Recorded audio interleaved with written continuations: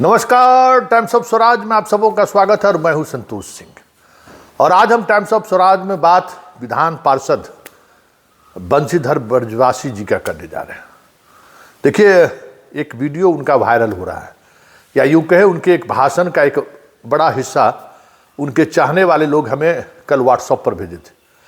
मैं उनकी पूरी बात तन्मयता के साथ सुना, एक बार नहीं कई बार सुना, और उनके भाषण की शैली और उनके का अंदाज वाकई में सामने बैठे हुए दर्शकों को अंदर से उद्वेलित कर सकता है। लेकिन हम मीडिया वाले इस तरीके की भाषण सुनने के आदी रहे हैं। आदी इसलिए कह रहे हैं कि ये भावनाओं का भड़काने जैसा भाषण से आम लोग भले खुश नजर आए या आम लोगों में उनके अंदर परिवर्तन का एक आस या उम्मीद जगता हुआ दिख जाए, लेकिन हम लोग कई बार इस तरीके के नेताओं से जनता को छलते हुए देखा है। केजरीवाल इसका सबसे बेस्ट उदाहरण है। आज केजरीवाल जिस स्थिति में है और जनता ने जिस तरीके से उनको नकारा है, याद करिए वो अन्ना आंदोलन, याद करिए वो निर्भया की घटना, याद कीजिए कॉमनवेल्थ गेम, क्या क्या भ्रष्टाचार के आरोप में उस वक्त की शीला दीक्षित सरकार को घेरने की कोशिश हुई थी। एक एक बात को याद करिए कि किस तरीके से उस दौर में केजरीवाल पूरे देश के लिए एक अलग तरीके की उम्मीद के रूप में सामने आए थे। भ्रष्टाचार से लड़ते हुए वो दिख रहे थे, लेकिन वही व्यक्ति भ्रष्टाचार के मामले में जेल भी गया, पूरा मंत्रालय उनका जेल गया।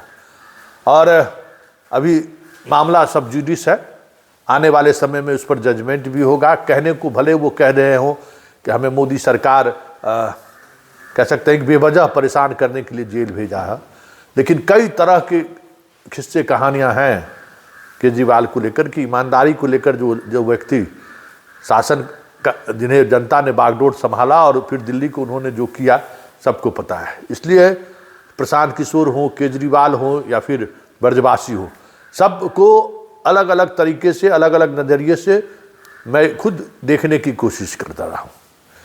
देखिए, ब्रजवासी को लेकर मेरा ओपिनियन पता नहीं क्यों शुरुआती दिनों से ही, जब हम शिक्षक और के पाठक को लेकर जब हम खबर बनाना शुरू किए, मास्टरबा कहना शुरू किए, तो उस मास्टरबा की सूची में जो बिहार के 10 शिक्षक नेता थे उसमें एक ब्रजवासी भी था।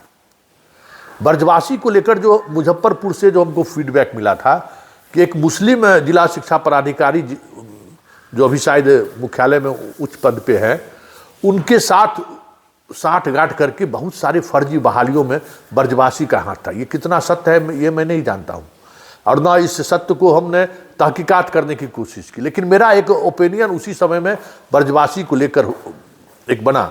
और वो बना इसलिए भी कि जो जिस तरीके के वो बयान देते थे ना, ब्रजवासी को लेकर मेरा ओपिनियन, हालांकि उसकी हमने तहकीकात नहीं की कि वाकई में ब्रजवासी की क्या भूमिका है, लेकिन उसके बयान के बाद जो के पाठक से जब विवाद हुआ और उस दौर में उनका जो बयान आता था, उस बयान से मुझे लगा कि ये अति महत्वाकांक्षी हैं और बयान भावनाओं से खेलना जानते हैं। देखिए, आज की तारीख में जो पॉलिटिशियन सामने वाले पब्लिक की भावनाओं को जिस तरीके से खेलता है और उसमें जिस तरीके की एक्सपर्टीज है, वो आगे जा रहा है, चाहे कोई भी नेता हो। और इस बयान के बाद कल हमने जो उनका भाषण सुना है, उस भाषण ने तो हमारे सारे उस शंका को एक अलग तरीके का मजबूती प्रदान किया है कि ये आदमी कल का ये प्रशांत किशोर से भी अव्वल दर्जा का जनता के साथ छल करने वाला नेता साबित होगा, केजरीवाल की तरह ही अव्वल दर्जा का शिक्षकों से छल करने वाला नेता होगा, क्योंकि ये आदमी खुद कन्फ्यूज्ड है। आंदोलन से कुछ नहीं होगा, सुनिएगा भाषण, आंदोलन से कुछ नहीं होगा, सदन में बोलने से कुछ नहीं होगा, हमको जिताइए चाहे नहीं जिताइए, हम तो सड़क पर भी आवाज उठाएंगे ही।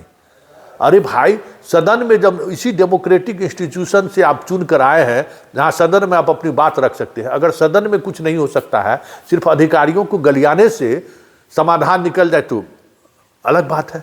आज तक तो मैंने नहीं देखा है कि कोई अधिकारियों को गाली दे दे के कोई समाधान निकाल लिया हो। जो जितना गाली दिया है अधिकारी को, सच्चाई यही है कि हम लोग तो इस लोकतंत्र में मीडिया जो है, हर ऐसे लोगों की सच्चाई को बहुत करीब से देखने का मौका मिलता है ना, वो अधिकारियों के पास उतना ही दंडवत रहता है। बाहर हुंकार मारेगा और अंदर जाएगा तो कहेगा सर प्रणाम, देखते हैं कितना जनता हल्ला हंगामा कर, अरे कुछ एगो काम कर दीजिए ना। क्योंकि ये पॉलिटिकल सिस्टम, ये डेमोक्रेटिक इंस्टीट्यूशन का रोल ही कुछ ऐसा है जिसमें ब्यूरोक्रेसी अपने आप में अलग अंदाज से काम करता है। जो मंत्री, जो नेता ब्यूरोक्रेट को संभाल लिया, उससे काम निकालने की का जो स्किल है वो डेवलप कर लिया, वही नेता सफल हुआ है आज तक। मेरा अनुभव यही है। इसलिए पूरे 6 मिनट के भाषण के दौरान हमने कट कट करके चीज़ों को आप तक रखा है। जरा देखिए, 5 लाख शिक्षक पहुंचिए गांधी मैदान, आंदोलन नहीं, गांधी मैदान पहुंचिए और उन पर दबाव बनाइए। किस बात के लिए, किस बात के लिए दबाव बनाइए? तो वो अपने खुद कहते हैं कि नियोजित वाला को पक्ष में खड़ा हुए तो बीपीएससी वाला गुस्सा जाएगा, बीपीएससी वाला के पक्ष में खड़ा हुए तो नियोजित वाला गड़बड़ा जाएगा। देखिए, इस डेमोक्रेसी में जो वोट का जो व्यवस्था है ना, उसमें आपको पक्ष में खड़ा होना है। न्याय के साथ खड़े नहीं हो सकते, सही के साथ खड़े नहीं हो सकते, क्योंकि आपको वोट लेना है। और जब वोट लेना है तो फिर आप कुछ न कुछ बाएं दाएं करेंगे, और जैसे ही आप बाएं दाएं करेंगे तो फिर वो जो चक्र है ना, अनंत चलने वाला चक्र, उस चक्र में आप भी शामिल होइएगा। फिर केजरीवाल और प्रशांत किशोर से भी बड़ा भ्रष्ट आने वाले दिनों में आपको ये दिख जाए तो कोई बड़ी बात नहीं होगी। इसलिए इसके भाषण का एक एक पंक्ति 10 बार हम सुन चुके हैं, आप भी सुनिए। हर एक बात दूसरे बात का खंडन करता है कि शिक्षक के वोट से हम नहीं बने हैं, हमको आम लोग वोट किए हैं, ये सही बात है। तो जो आम लोग आपको 7-8 हज़ार, 15 हज़ार आप कह रहे हैं शिक्षक दिए, 23 हज़ार वोट आपको आया, तो जो 8 हज़ार आदमी, जो इंडिपेंडेंट आदमी आपको जो वोट किया, वो किस लिए वोट किया? आपके साथ के पाठक ने जुल्म किया इस वजह से वोट किया, या फिर शिक्षा में जो कुव्यवस्था है जिसकी आवाज़ आप उठाते रहे कि शिक्षक समय पर जाए, शिक्षक पढ़ाए? जो 8 हज़ार वोटर है वो भी है ना कि शिक्षक जाके पढ़ाए, शिक्षक स्कूल में समय पर जाए। उसके लिए कोई बात ये रख पा रहे हैं? ये 6 लाख के सहारे धमकी दे रहे हैं सरकार के।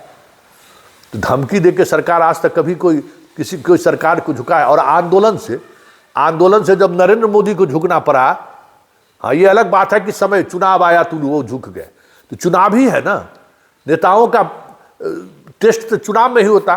भाई सारे कृषि कानून उन्होंने वापस ले लिया ना, और आंदोलन, मोटर व्हीकल्स एक्ट लाया, सारे लोग सड़क पर उतर आए, 72 घंटे के अंदर में अमित शाह को वापस लेना पड़ा कि नहीं व्हीकल एक्ट? किसी भी देश में कहीं भी आंदोलन से ही चीजें बदल सकती है। और इस आदमी को अगर ये कंसेप्ट नहीं है, ये आंदोलन का मतलब नहीं समझता है, तो जिस मुजफ्फरपुर में ये बना है, जिस 3 कंस्टिट्यूएंसीज के सहारे तिरुच से ये बना है, जरा वहाँ का भ्रष्टाचार के बारे में पूछ लीजिए। शिक्षकों को लेकर भ्रष्टाचार कितना कम हुआ है, या फिर 8 हज़ार जो जनता वोट की है, क्या उस पर कितना ये खरे उतर रहे हैं?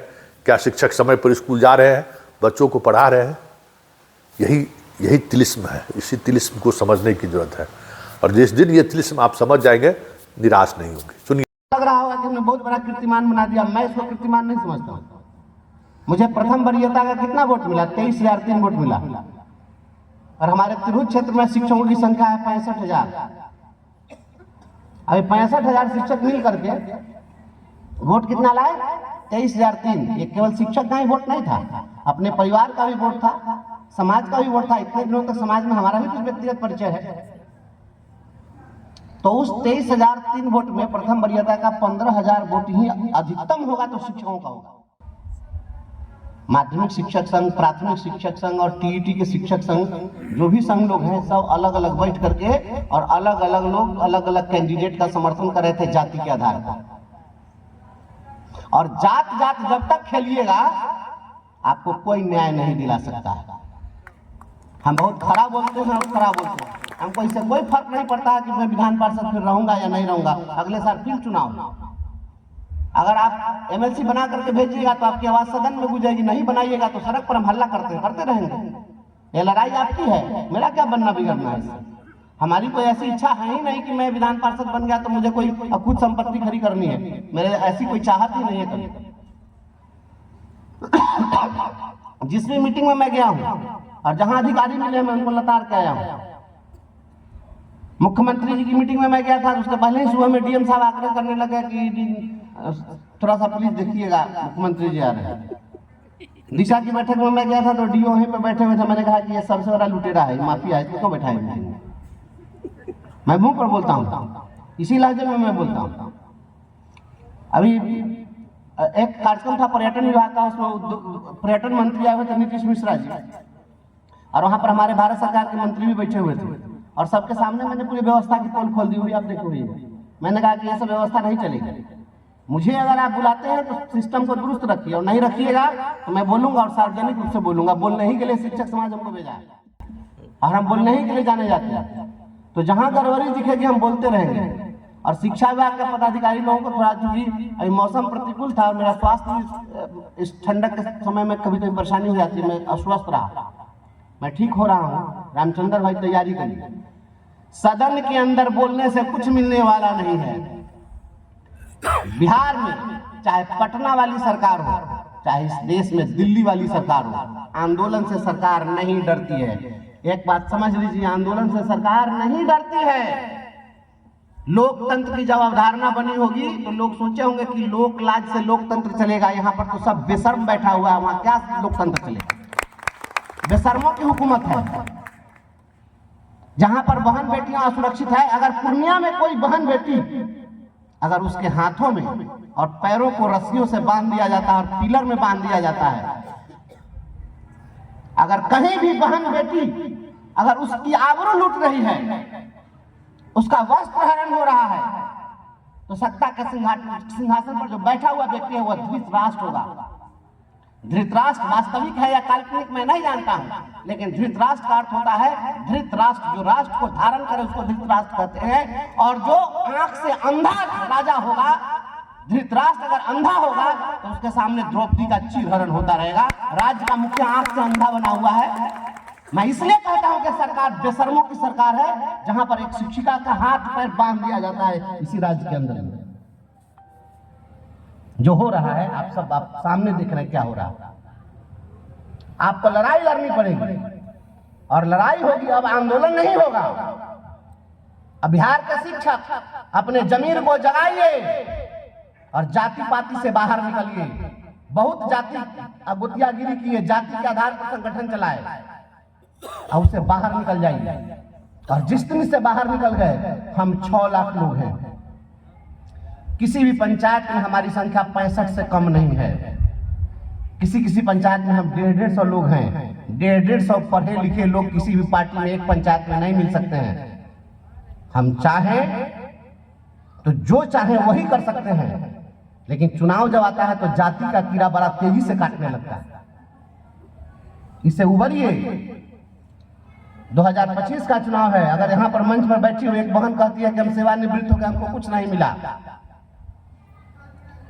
तो आप इस चीज को समझिए, सेवानिवृत्ति सबकी होनी है, सभी लोग रिटायर होंगे और ऐसे ही रिटायर होना पड़ेगा। कोई जाति का नेता आपको कोई मदद करने नहीं आएगा। आइए, कथित सुशासन की सरकार को इस चुनाव से पहले एक सीधा संदेश देते हैं। पटना में एक महाजुटान करिए, 5 लाख शिक्षकों को एक दिन पटना में जुटाइए। अब आंदोलन नहीं करना है, गर्दनी बाग नहीं जाना है, गांधी मैदान में आना है और ताकत दिखाना है कि हम 5 लाख लोग, 6 लाख लोग खड़ा हो गए हैं तुम्हारे खिलाफ। या तो तुम हमारी मांगों को पूरा करो और नहीं तो 2025 में तुम्हारे विदाई की पटकथा हम लिखेंगे। तैयारी करिए इसके लिए। और सेवा निरंतरता इस सरकार को देनी होगी। नाम बदलने से क्या होगा? शिक्षा में नियोजित शिक्षक, अविशिष्ट शिक्षक, उत्कृष्ट शिक्षक, निकृष्ट शिक्षक, भांति भांति के शिक्षक, रंगारंग बिरंगारंग शिक्षक। ये क्या हो रहा है? एक स्कूल में आप भांति भांति का शिक्षक लाइएगा, हर दिन सीनियरिटी के लिए लड़ाई है, मारामारी है। अब दिक्कत इस बात की, हम किसके पक्ष में बोले? हम कहेंगे कि नियोजित शिक्षक सीनियर, तो नया जो बीपीएससी से आएगा कहेगा देखिए ये नियोजित शिक्षक के पक्ष में बोलना है। यहाँ तो आपस में सिर्फ फुटा हुआ है ना। बीपीएससी के लिए बोलिए तो नियोजित शिक्षक नाराज, क्योंकि हम लोग निजी हितों के लिए लड़ने लग जाते हैं। एक